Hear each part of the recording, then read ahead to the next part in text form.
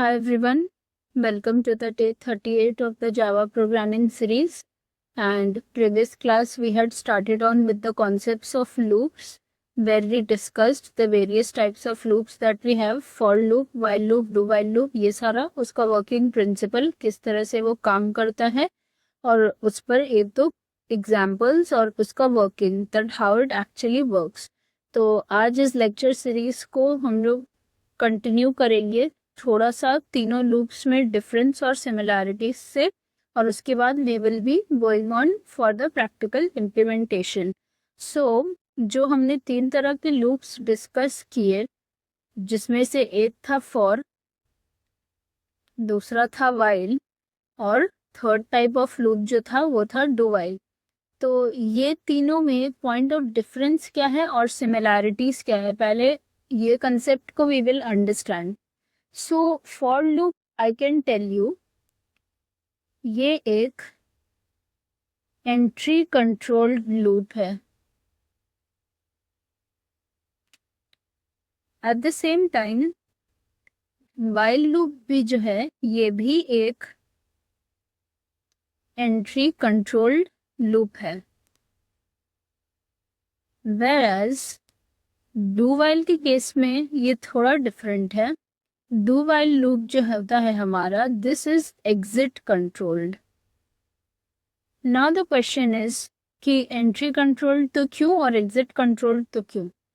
Now we will try to understand कि आखिर ये ऐसा है क्यों। फॉर लूप में क्या होता है कि कंडीशन पहले चेक होता है। फॉर लूप का अगर आपको सिंटैक्स याद हो तो कंडीशन जो है वो चेक पहले होता है कि लेट से अगर आप इंट आई का एक वैल्यू असाइन किए, उस पे चेकिंग होगा कि वेदर अगर वो कंडीशन मेरा सही है तो फिर वो आगे चलेगा, इजंट इट। वैसे ही होता है वाइल के केस में भी। तो condition is first checked in case of while also. Do while के केस में थोड़ा डिफरेंट है, execution takes place at first. तो इस केस में पहले एग्जीक्यूशन हो जाता है और चेकिंग जो है वो बाद में होता है। तो execution takes place at first, then condition is being checked. तो आप इसको एक छोटा यही एग्जाम्पल से समझ लीजिए कि आपको बोला गया कि सपोज वही ट्री वाला एग्जाम्पल, अगर ये ट्री है तो take 5 rounds of this tree. वो चला जाएगा फॉर लूप में, जहां पर आपके पास एक स्टार्टिंग पॉइंट है और एक एंडिंग पॉइंट है। वही वाइल लूप के केस में हो जाएगा take as many rounds of this tree as possible, as many. तो इसमें स्टार्टिंग पॉइंट तो नहीं पता, कुछ एक है लेकिन एक पर्टिकुलर एंड पॉइंट है कि वो कहाँ जाकर रुकेगा। स्टार्टिंग पॉइंट जो है वो डिसाइडेड नहीं है कि वो कितना बड़ा ट्री है, छोटा ट्री है, मीडियम साइज ट्री है, बहुत बड़ा बैनियन ट्री है, यू डोंट नो। वैसे ही डू वाइल में भी, डू वाइल के केस में आप कुछ ऐसा अज्यूम कर सकते हो कि आपको वही ट्री दिया है और लेट्स से आपको बोला है टेक 50 राउंड्स, ठीक है। लेकिन यहाँ पर ये ट्री जो है, अज्यूम कर लीजिए ये ट्री नहीं है, जस्ट ये समझाने के लिए आई एम ट्राइंग टू से, ये अज्यूम कर लीजिए छोटा सा सैपलिंग है, जस्ट अ बेबी प्लांट। तो उसका आपको बोल दिया है कि 50 राउंड्स आप ले लो। तो वहां पर क्या है ना कि ये दोनों केस में वो लोग देख लिया है कि ट्री आपका कितना बड़ा है, उस हिसाब से बोला है। इसमें समथिंग लाइक कि you don't know the initial state कि एक्चुअल में वो चीज है क्या और वो चीज एप्लीकेबल है भी या नहीं। और लेट से आपको इस बेबी प्लांट का बोल दिया है 50 राउंड्स, तो hardly this will take time, isn't it. या लेट से आपके पास ये प्लांट है और बोला है ट्राई टू ईट, उसको नहीं पता ये खाने की चीज है, नॉन लिविंग है, लिविंग है, क्या है नहीं है, कुछ नहीं पता। तो वो जस्ट आपको एक टास्क दे दिया है दैट यहाँ जो भी चीज है आपको उसको खाना है। तो पहली बार में इर्रिस्पेक्टिव ऑफ नोइंग कि वो चीज़ क्या है, you will have to eat at least once. लेकिन उसके बाद आप जब उसको कंसेप्ट को देखोगे कि नहीं ये तो कोई खाने की चीज़ है ही नहीं, तो basically you are trying to make a approach. Obviously you will not be eating the plant, but you will be making an approach. लेकिन जब उस अप्रोच को आप अप्लाई करके देखोगे कि ये करना क्या सही है, then you will come to the conclusion this is not right.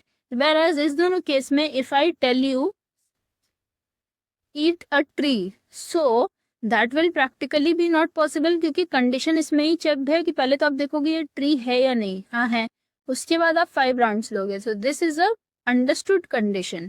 Similarly इस केस में भी आप देखोगे पहले ट्री है या नहीं। लेट से आपको पता नहीं है कितना बड़ा ट्री है क्या है नहीं है, but you will not be eating it at once. तो इसमें अप्रोच जो है, अप्रोच इज डिनाइड। इस दोनों के केस में, फॉर और वाइल के केस में क्या होता है कि अप्रोच जो है वो डिनाई हो जाता है एट फर्स्ट अगर कंडीशन सेटिस्फाई नहीं हो रहा है, इफ कंडीशन इज अनसेटिस्फाइड। मतलब इसमें आपको कोई रिस्क लेने का सवाल नहीं है। वेयर डू वाइल के केस में at least once the risk factor has to be taken. यहाँ पर रिस्क फैक्टर एटलीस्ट वंस लेना है, जिसमें भी आपका हो सकता है प्रोग्राम गलत आए, बाद में जब आप कंडीशन देखो तो वो रॉन्ग हो, लेकिन this has to be done. So this is a rough analogy of understanding the difference between these. Now we will do a short program on this and then we will understand more concepts related to the topic.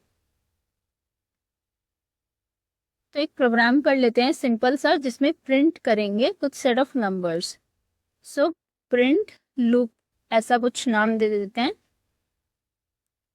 Print loop 1। Okay, और इसमें ज्यादा कुछ नहीं करेंगे, एक simple सा code लिखेंगे जिसमें लेट से 1 से लेकर एक पर्टिकुलर नंबर तक या 1 to 10, सिंपल 1 to 10 प्रिंट करके देखना है कि वो कैसे वर्क कर रहा है। Okay, so public static void main and string args. और अगर आप पूछते हो कि लेट से कि इसका क्वेश्चन क्या है, तो इसका क्वेश्चन कुछ भी नहीं है। इफ आई जस्ट राइट तो it will be write a program to print 1 to 10, या to print natural numbers from 1 to 10।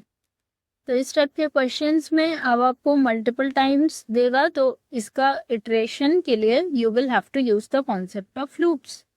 तो इसमें ज़्यादा कुछ नहीं है, सिंपली कोड को शुरू कर देना है इंट i इक्वल्स 1 से, क्योंकि आप अगर नोटिस करो तो i का वैल्यू 1 और i less than equal to 10, ये दोनों ही कंडीशन जो है मेरा स्टैटिक है, वैल्यू गिवन है, कोई एक रेंज तक नहीं है।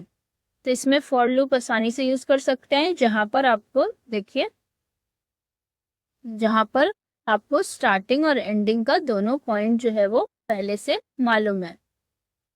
तो for int i equals 1 i less than equal to 10, ये वाला केस है, स्टार्टिंग पॉइंट भी पता है, एंडिंग पॉइंट भी पता है, और एक एक से वैल्यू को इंक्रीमेंट करेंगे। ओके, अब इसके अंदर वैल्यू जो है वो प्रिंट कर देंगे, the value of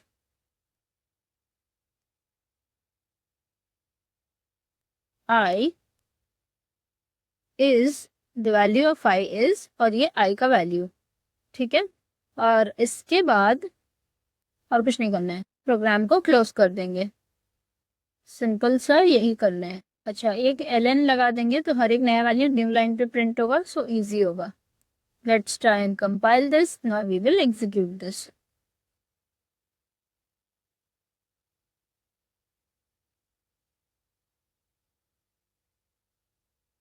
So see, this is the output. Value of i पहले 1 हुआ, फिर 2 हुआ, 3 हुआ, इस तरह से अप टू 10 हुआ। तो आप बोलोगे ना कि 1 to 10 तो सिंपली हम लोग लिख भी सकते थे, तो लूप का क्या कॉन्सेप्ट था इसमें?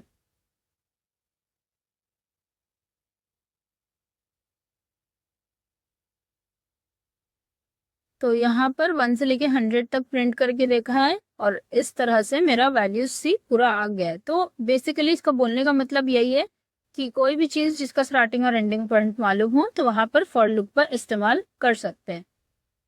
अब लेट्स से व्हाइल लूप कब यूज करना है।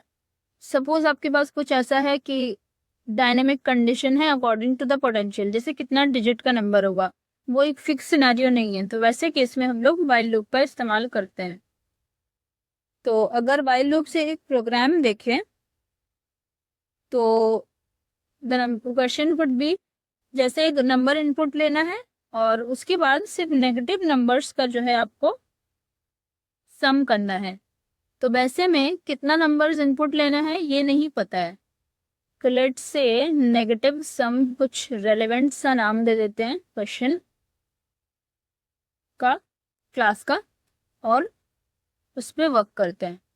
तो यहाँ पर क्वेश्चन क्या बोला मैंने कि कुछ एक ऐसा इनपुट लेना है जो 10 नंबर इनपुट लेगा और सिर्फ नेगेटिव नंबर्स का आपको सम करना है। तो यहाँ पे फॉर का भी इस्तेमाल कर सकते हैं, ऐसा कोई इशू नहीं है, या फिर व्हाइल का भी यूज कर सकते हैं।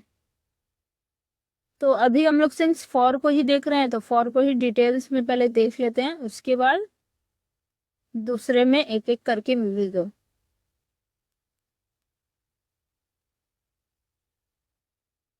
अब यहाँ पे बोला है एंटर 10 नंबर्स, तो एंटर नंबर्स है, तो इससे पहले वाले प्रोग्राम में अगर आपको याद हो तो कुछ एंटर नहीं करना था, तो स्टार्टिंग वैल्यू था 1 से लेकर 10 तक, तो आसानी से हो गया। बट भाई अगर आपको बोल देगा कि एक स्टार्टिंग रेंज है, एक एंडिंग रेंज है, या जो भी है, तो इसके लिए स्कैनर या बफर रीडर मतलब यूजर इनपुट क्लास का जरूरत पड़ेगा और उसमें एक एक वैल्यूज को इनपुट लेना होगा and then you can work further. तो यहाँ पर एक मैसेज पहले डिस्प्ले कर देंगे कि एंटर 10 नंबर्स।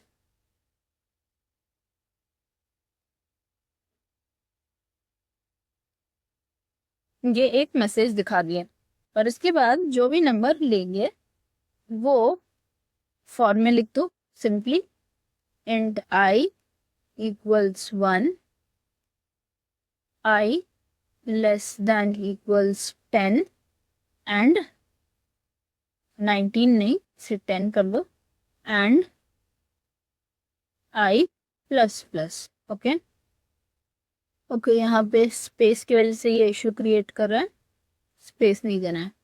ओके, आई प्लस प्लस। अब इसमें एक वेरिएबल ले लेते हैं, जैसे इंट एन, ये मेरा नंबर है।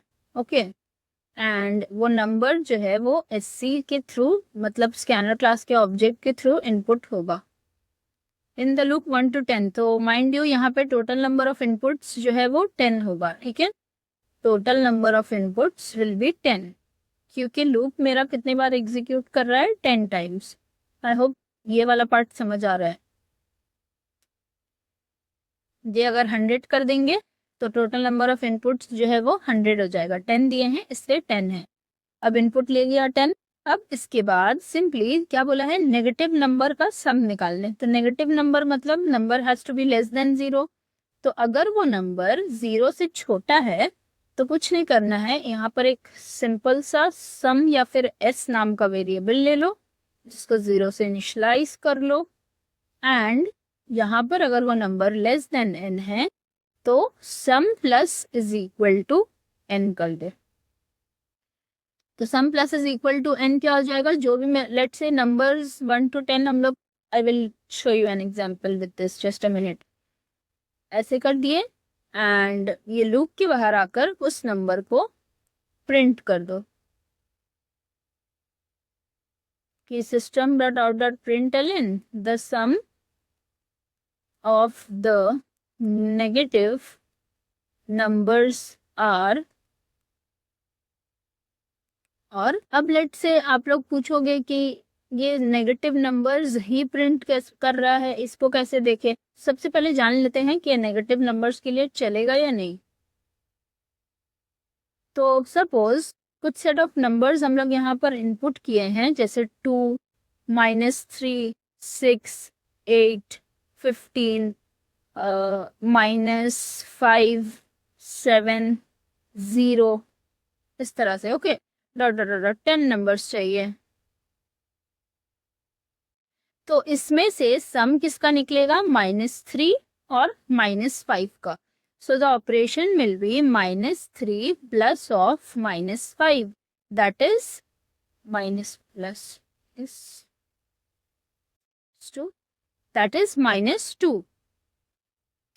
तो यहाँ पर ये आउटपुट जो है लाना है, तो इसके लिए ये और ये नंबर्स पे इवैल्यूएट करेगा। तो ऑब्वियसली मेरा ये आई है, ये हर एक वैल्यू जो है ये आई है।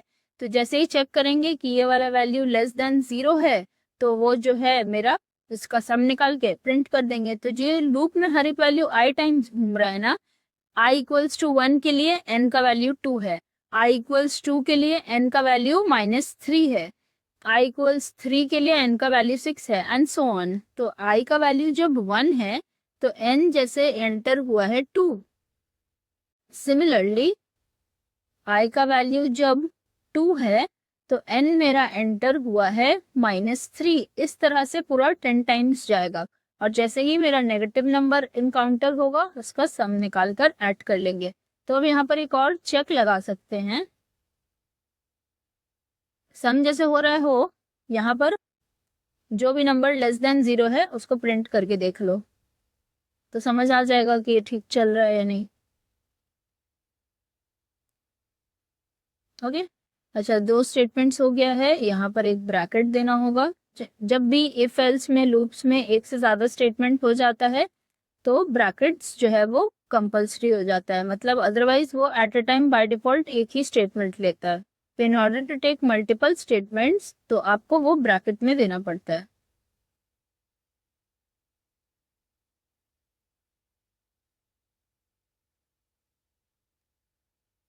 लेट्स से 10 नंबर्स बोला है, डू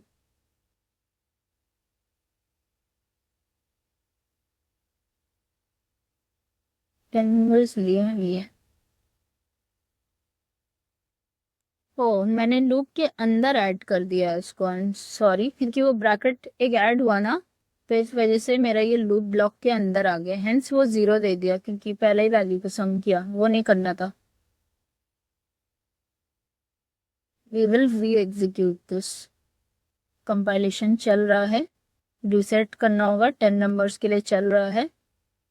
अब इसको वापस से चलाते हैं। एंटर 10 नंबर्स, लेट्स से 3, -6, 5, 9, 8, 12, -8, 45, 36, -23, इस तरह से। तो देखो, नेगेटिव नंबर्स वो प्रिंट किया, सम ऑफ द नेगेटिव नंबर्स -37 है, और नेगेटिव नंबर्स जो प्रिंट किया है, प्रिंट कर रहा है, यहाँ पे एक मैसेज दिखा दो ना तो इजी होगा, वरना समझ नहीं आ रहा कौन सा नेगेटिव नंबर प्रिंट किया और कौन सा n का वैल्यू जो इनपुट लिए हैं वो प्रिंट किया। तो इस तरह से हिट एंड ट्रायल करके कोडिंग करना पड़ता है कि पहले आप देख के समझो कि कौन सा आउटपुट किस तरह से दे रहा है, उसके बाद ही आप आगे कर सकते हैं। वरना अगर आउटपुट ठीक ठाक कंसोल पे नहीं आ रहा है तो you will have to again go and make changes to your code. So ये अपने हाथ में, nobody has to say anything on the outputs that you do. अब ये आउटपुट जिस तरह से आएगा ना तो ये डिस्टिंक्ट कर लेगा कि हाँ चलो ये नेगेटिव है, ये पॉजिटिव है, इस तरह से। ओके ओके, देखो, तो 10 नंबर्स इनपुट किया, 2, 3, -8, तो इस तीनों में नेगेटिव नंबर -8 था, तो वो -8 को नेगेटिव बोल रहा है। फिर उसके बाद इनपुट चल ही रहा था, क्योंकि देखो ये वाला पार्ट जो है 3 नंबर्स इनपुट के बाद चेक करते जा रहे थे एट द सेम टाइम, एक भी नेगेटिव नंबर हो तो बोल दो हाँ, तो ये तीनों में एक नेगेटिव था। इसी इन सारों में नेगेटिव नंबर्स -56 था, और ये दोनों में नेगेटिव नंबर्स कुछ भी नहीं था, तो -56 प्लस ऑफ -8 तो वो -64 होता है। ठीक है, इस तरह से मेरा फॉर का लूप का, वाइल लूप का ये सारा प्रोग्राम जो चलता है। वाइल लूप भी ऐसे ही है, बट वाइल लूप को आज फिलहाल इस वीडियो में नहीं कवर करेंगे, वो फर्दर लेक्चर्स में कवर करेंगे। तो सम हो, डिफरेंस हो, कोई भी स्पेसिफिक ऑपरेशन एक बेसिक कंडीशन के बेसिस पे लगाकर इसी तरह से करते हैं। ओके, एंड एक और चीज़, अगर आपने मेरे चैनल का प्लेलिस्ट एक्सेस नहीं किया और फर्दर मतलब प्रीवियस लेक्चर्स को नहीं फॉलो किया है, तो इस प्लेलिस्ट में बरकरार बने रहने के लिए see all the videos that I have. जो ये मेरा चैनल का प्लेलिस्ट है, ये जावा का है और इसमें पाइथन का भी है। आई विल बी पोस्टिंग और भी मतलब लेक्चर्स इन द फ्यूचर, तो उसको आप जाकर ज़रूर से चेकआउट करो। Like, share and subscribe, share it with your friends and learn new content. धीरे धीरे करके I will be uploading more contents over here. So this is all for today and ये रहा मेरा पाइथन का प्लेलिस्ट, जिसमें और भी वीडियोस ऐड होगा और भी फर्दर सब्जेक्ट्स पर भी ऐड होगा। सो this is all for today, thank you.